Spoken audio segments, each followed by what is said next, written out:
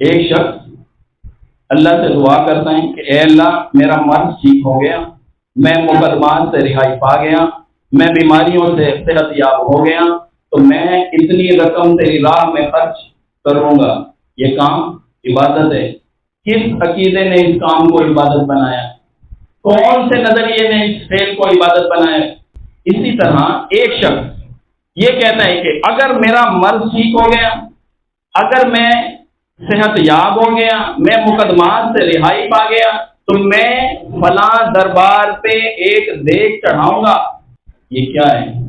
یہ عبادت ہے، یہ عبادت ہے۔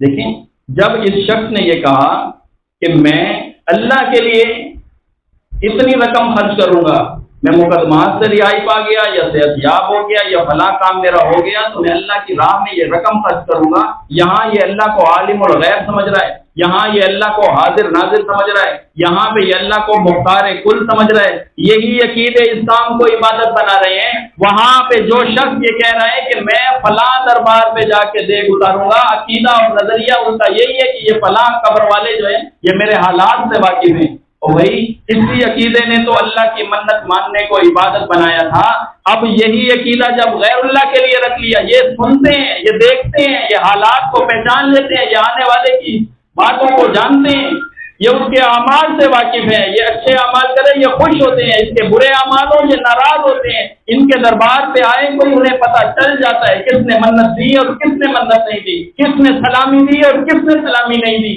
جب یہ عقیدہ اللہ کے لیے رکھا تھا تو وہ کام عبادت بن رہا تھا۔ یہی عقیدہ جب اس قبر والے کے ساتھ رکھ کے کیا جا رہا ہے تو یہی عقیدہ اس فعل کو قبر والے کی عبادت بنا رہا ہے۔ فرمایا کل قیامت کا دن ہوگا، اللہ تعالیٰ یہ کہے گا الم اعہد الیکم یا بنی آدم اللہ تعبدوا الشیطان، اے اولاد آدم کیا میں نے تم سے یہ نہ کہا تھا کہ شیطان کی عبادت نہیں کرو گے؟ آج کون ہے جو شیطان کے سجدے کرتا ہے؟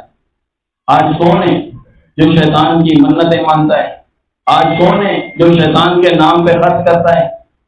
کوئی نہیں نظر آتا ہمیں۔ یہ جو اللہ نے فرمایا کہ الم اعہد الیکم یا بنی آدم اللہ تعبدوا الشیطان، اے اولاد آدم کیا میں نے تم سے یہ نہ کہا تھا کہ شیطان کی عبادت نہ کرنا، وَأَنِ اعْبُدُونِی میری عبادت کرنا، ھذا صراط مستقیم یہی سیدھا راستہ ہے۔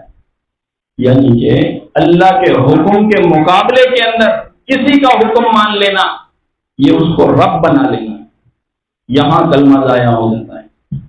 بھلے لاکھ نمازیں پڑھی ہوں، بھلے لاکھ حج و عمرہ کیا ہو، بھلے لاکھ صدقہ خیرات کیا ہو، بھلے لاکھ پوری زندگی گزار دی ہو،